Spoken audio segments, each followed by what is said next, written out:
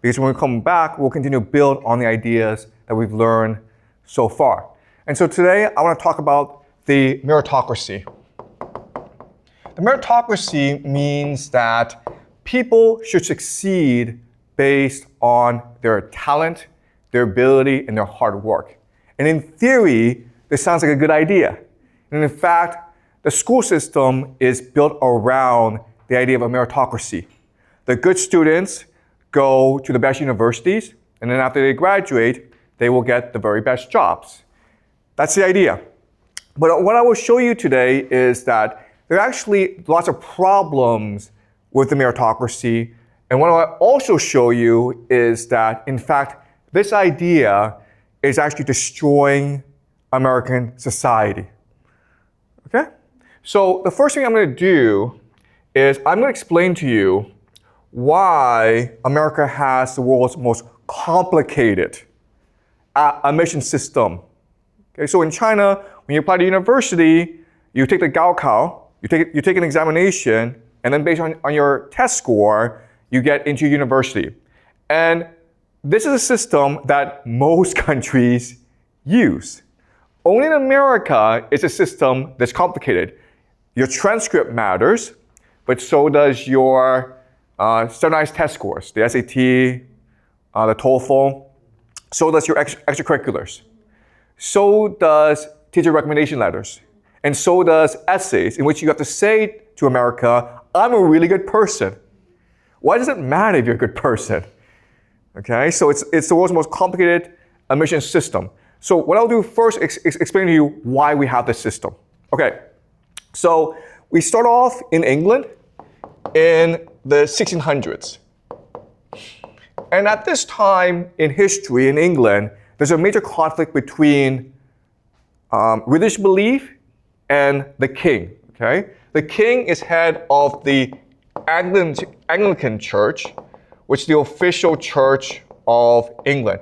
And there's no difference between the Anglican Church and the Catholic Church.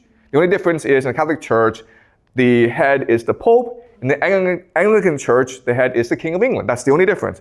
In terms of rituals, in terms of belief, it's the same. Now, there are people called Protestants who believe there should be no Pope, there should be no king. You should, as an individual, be able to access God directly. And you do that by reading the Bible. So, at this time in history, there's a major conflict between the Protestants, the Puritans, or the dissenters, and the king. And it leads to wars, basically. And so the solution is, the king says to the dissenters, hey, there's this new place called America. It's far away. Go there, guys, and leave me alone.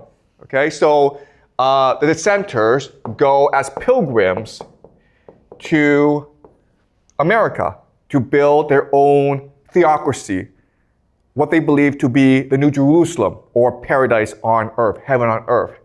Now, one core belief of the Protestants is you must read the Bible in order to understand the mind of God. Therefore, education, literacy, learning, it is the divine imperative. And that's why they established Harvard, okay? Harvard was a school designed to train people into the religion, called ministers, in order to study the Bible, in order to spread the truth of the Bible. Now, Harvard then would encourage the development of other universities, Yale, Princeton, okay? And collectively, they would be known as the Ivy League. Okay? So this is how the Ivy League started, because America was founded as a religious colony, and everyone needed to read the Bible, so they needed places to study the Bible, and so they founded Harvard, and then Yale, and then Princeton. Okay? But over time, as America became more wealthy, it became also less religious. And so the Ivy League became social clubs. And what I mean by that is, these were just places where the rich of America went to become friends. Okay? It was to build cohesion, right? remember we discussed the idea of cohesion where if you commit transgression, you become more cohesive. So these guys did not study. They drank, they dressed up like girls, they had wild parties, they played football, they took risks. Okay? And they became good friends, and they went on to become the leaders of America. As America became much more diverse, much bigger, and much more wealthy, it recognized that it needed to educate its population. And so it started state schools. Okay? State schools. What we call A&M. Okay? You may have heard the term Texas A&M. Okay? It means Texas Agricultural and Mechanical. The reason why was these schools were built to train farmers, engineers, and soldiers. Okay? Tradespeople, in order to help grow the American economy. Now, and this system was extremely successful. America was able to industrialize really, really quickly. And most people went to these schools. Only the rich would go to the Ivy League because they were country clubs or social clubs.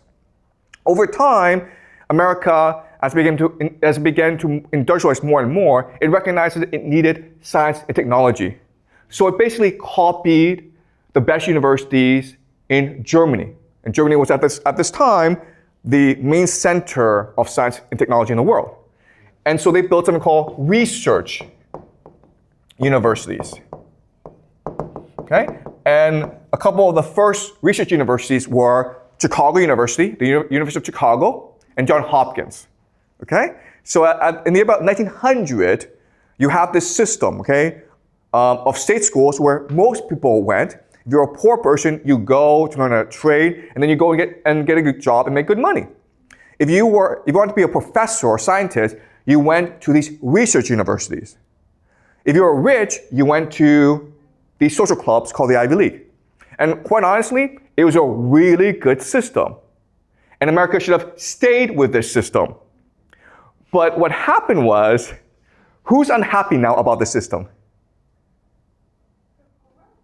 These guys, right? Harvard, Yale, Princeton, because if you think about it, over time, they become less and less relevant. Because just because you're rich doesn't mean you're smart. All the smart people are going to Chicago and Johns Hopkins. And so over time, we can expect Chicago and Johns Hopkins to overtake the Ivy League. Okay? And that's why Harvard decided to institute scholarship programs.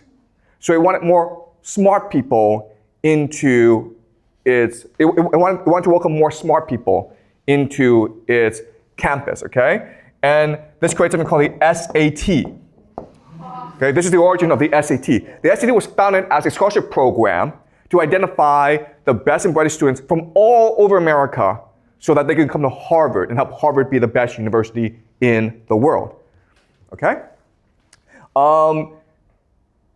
But now who's angry about the system? Harvard's not happy that the best students are going to Chicago and Johns Hopkins. So they quit the SAT. And now the best students are coming to Harvard. Now who's unhappy? The rich kids, right?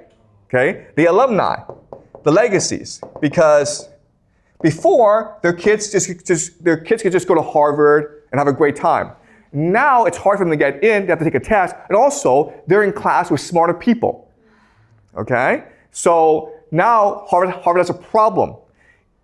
On one hand, it wants the best students in America, but on the other hand, it still wants to maintain good relations with its alumni. So that's why it created a new system, okay? In this new system, grades are not the only factor. Test scores are not the only factor. Now it's focused on holistic. Holistic, okay? The new word is holistic, specifically character. Just being smart is not good enough. You have to be a good person. You have to be a strong and brave and virtuous person, okay? So they have a new concept called character. But this word was created to basically keep Jews out, okay? Because Jews are really smart, but Jews like to read books, so they're not good at sports. And so, that's not good. We need people who are manly, who are strong, who are brave. We need white people, okay? So they developed this holistic system. And that's why we have the system that we have today, where it's not just test scores, it's essays, it's transcript, it's teacher recommendations, because they want to identify the Jews and keep them out, okay? Today, we have the system to identify both the Jews and the Asians, keep them out, yes? They would even identify for your household. Like they would ask for your profile. Exactly. So all the information that they're looking at today is to identify your ethnicity, your, they want to keep, they basically want to keep Asians out of Harvard, okay? It's that simple, all right? But I'll explain more as we go along, okay? All right? So the purpose of all these changes is to ensure that Harvard remains the institution of power in America. Does that make sense? Harvard's not interested in academics, it's interested in power. Therefore, it must ensure that the people who come to Harvard are the ones who are most likely to succeed. And that's why it doesn't want all Asians. It wants a mix of students, okay? But I'll explain this later on. Okay, now, in this new system, there are two key concepts. The first key concept is the idea of secrecy. Okay? Secrecy just means like, I'll never tell you why I let you in or why I didn't let you in. I don't have to, okay? The other is the idea of discretion. Discretion means that I can choose to let in for no reason. Okay, so in China, if you get a really high score on the Gaokao, Beida or Tsinghua has to let you in. Not in America. You could be the best student in the world. They don't care. If they don't like you, they'll just say, we don't want you. Okay? They have their own institutional reasons to let you in, and they'll never tell you. All right? And the system was created to ensure that Harvard is able to recruit the best students in the world. But what's important for us to remember is, from Harvard's perspective, best just means the most likely to succeed, not necessarily the best academically oriented student, not the smartest student, okay? So let's run a thought experiment, okay? Let's just say that you are a Harvard admissions officer, and you're presented with 4 students, okay? You're Harvard, the best university in the world. Okay, and I give you 4 students. And you can only let in 1 student, okay? You tell me who you let in, and I'll tell you if you're a good admissions officer or not, okay? Okay, the first is the best math genius from China, okay? Everyone's like, no. All right. Second is the best basketball player in the world, okay? Basketball player in America, okay? Okay. The third is the best student in the world. And the fourth is 3 generations of Harvard, okay? So your father, your grandfather, your great-grandfather went to Harvard. Who do you let in? You guys know the system. Exactly, okay? You don't even think about it, like I let in number 4, okay? Because you know that in the world, he is the most likely to succeed. You're not interested in educating smart people. All you want to do is graduate rich people. Okay? So let's just say this guy doesn't exist. Then who do you let in? Exactly. Yep. This guy, okay? Definitely not this guy, okay? Definitely not the math genius from China, because you know that he's probably just going to end up as a math teacher. Right? Math professor. We don't want that. Okay? We don't want professors, we don't want lawyers, we don't want doctors. We want people who will be head of a company. We want people who will become a famous rock star. We want people who will become president of the United States. That's what we want, okay? And so either one of these 2 is fine. No, okay? But we want these guys to apply because that helps us look better, right? We want people to apply so we can reject them so that our metrics look better, okay? Okay? Does that make sense? Okay? That's how the system works. All right. So let me explain why they do this, okay? Why is the system set up like this? The best analogy for Harvard, Yale, and, go ahead. Does all the admission officers in American college doing this intentionally? Okay, that's a really good question, okay? So If you're the Ivy League, you do this because everyone wants to go to the Ivy League. But if you're an average school, you're actually just trying to recruit students, okay? So this is like the school, this is the mentality of admissions officers for elite schools. But most schools are just like, they want you to come in and pay the tuition, okay? So why the Yale pick you? Yeah, I'll explain later on, okay? Okay. All right, so Harvard is first and foremost a venture capital firm, okay? Okay, you're an investment firm. So let's pretend you're a venture capitalist, and I give you two options, okay? And you tell me which option you pick. Option one is, I want to open a restaurant, and I need $1 million from you. Okay? But guess what, guys?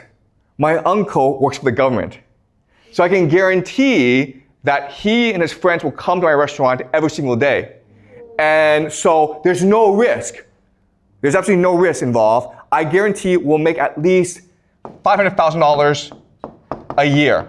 No risk, easy money, okay? Number two is, I want to start a website that's AI and Bitcoin and all this, okay? Problem is, I don't even know how to write code.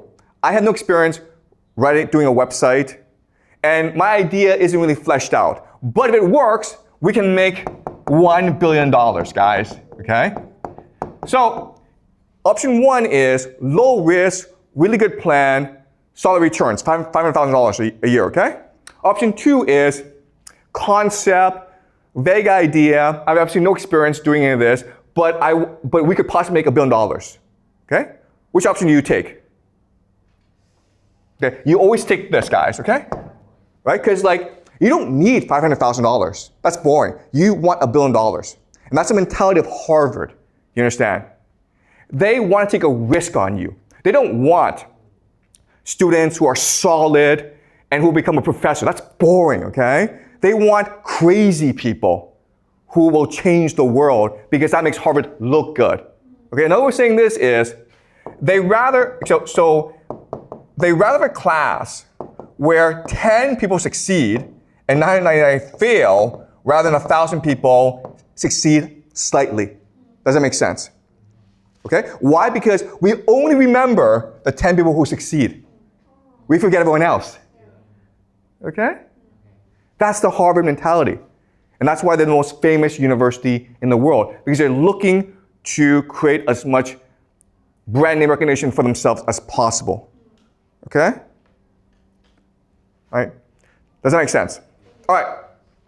Now, how do we know if they succeed or not, if you're Harvard? Well, remember the concept we learned last class, which is dissociative personality disorder.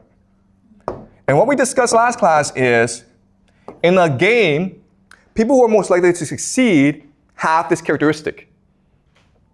Okay?